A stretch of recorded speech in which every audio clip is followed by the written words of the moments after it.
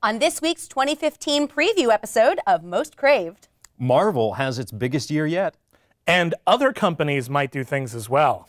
Star Wars, those crazy Star Wars. See, that's the same company. That's kind of my point. It's fine.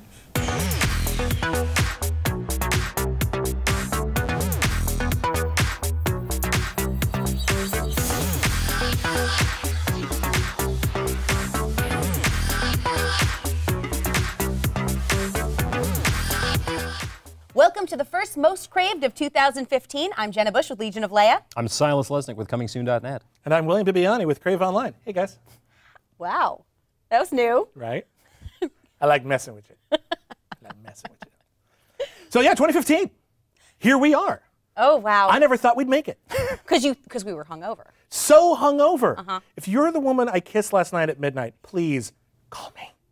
Wow. All right. Let's start with what we're looking forward to in 2015. There is so much happening in 2015. One of the things, it's not even what I'm looking forward to necessarily the most, but there's a movie called Kitchen Sink, and I feel like that's the motto for like things hitting the big screen. We've got multiple Marvel films. Marvel's going to go over to Netflix. The one I'm most excited for, though, is Ant-Man.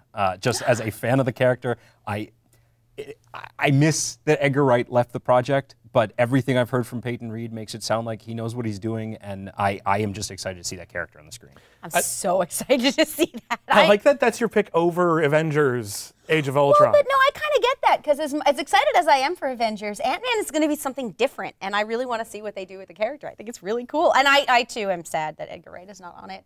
And everything does look really cool, but oh. Yeah, all I really want is I wish I could have visited the set and saw all the big chairs and everything that he has to walk in front of when he's really small, because they did it all really practical. I have no idea if that's true or not. I just thought it'd be kind of neat to be like made a that giant up. chair. I just want a giant chair. I was talking with someone, is it possible to shoot a practical shrinking sequence? It would sort of be like stop motion with props. Oh. Ooh. I don't know. I don't know if you could do that. I don't either. Can you do that? Tell us in the comments. I'm sorry. All right, so it's not like anyone is not going to guess what my most anticipated film of the year is. I mean, my site is Legion of Leia. It's obviously Star Wars. I saw the trailer. I'm so excited, like everyone else in the entire universe saw the trailer.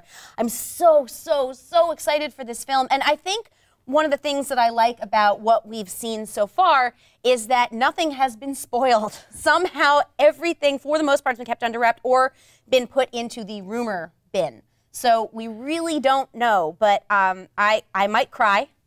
I will camp out if I don't get a screening. I actually will buy a tent to do this. And I want it to be good so badly because the prequels didn't happen. They didn't happen. So, but because the prequels didn't happen, I mean, why? Didn't happen. I love how everyone is super excited about the Star Wars movie. And listen, I want it to be great too. I like Star Wars too. But I have no reason to expect this to be really great. We've seen stuff, but you're right, we haven't seen any spoilers. We also haven't seen any content. We haven't seen anything that's legitimately great other than, hey, look, the Millennium Falcon's back. Right. Well, geez, let's make sure they have all the money. But it looks so good. I mean, Bibbs, I've got a Boba Fett helmet and 2 lightsabers in my trunk and that means you liked those Star Wars movies. Doesn't matter. I want to like the next one. All right, well, I'll tell you what. I'll either gain or lose a lot of credibility in this, but the #1 movie I'm most excited for in 2015 is Gem and the motherfucking Holograms. Okay, I'm actually on the DVD for the TV series as a super fan. Right? This film comes from John M. Chu, who directed G.I. Joe Retaliation, and of course the best film ever made, Step Up 3D. And 2 Justin Bieber documentaries. And not 1, but 2 Justin Bieber documentaries. And he is really, really talented and also super nice. He's a really cool guy. Totally. And Gem and the Holograms is just, I never thought we'd get this movie, and I never thought it would be a real film. I thought maybe there'd be some straight-to-TV joke thing someday. Gem and the Holograms is so wonderfully stupid and ridiculous and has the best outfits. I hope they keep all the outfits. I love them all. Synergy. Yeah, so I don't really care about the Star Wars thing because Gem and the Holograms is coming out. I am also excited for Gem and the Holograms. Yeah.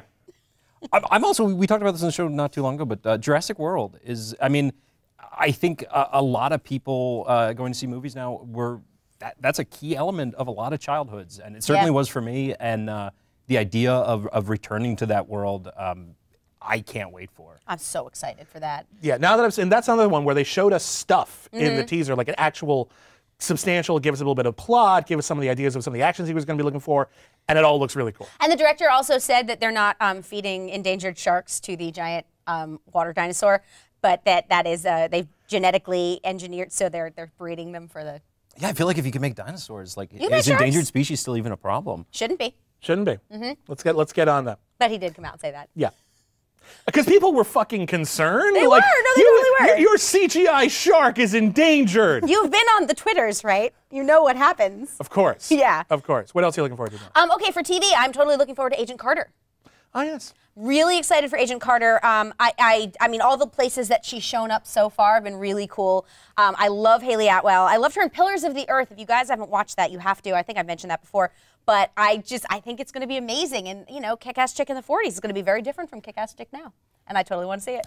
I think it looks cool. I've had sort of issues with Agents of S.H.I.E.L.D., but Agent Carter is sufficiently removed from that, I think. And it's also contained. Yeah. It's like 8 episodes, 8 I think. episodes, yep. And that gives them, hopefully they'll give them more opportunity to shove all the cool stuff together. So I'm very excited about it, too. It also feels like we're dealing with an interesting, like, we're learning about the history of the Marvel Universe, and I am sure that's going to come into play very soon.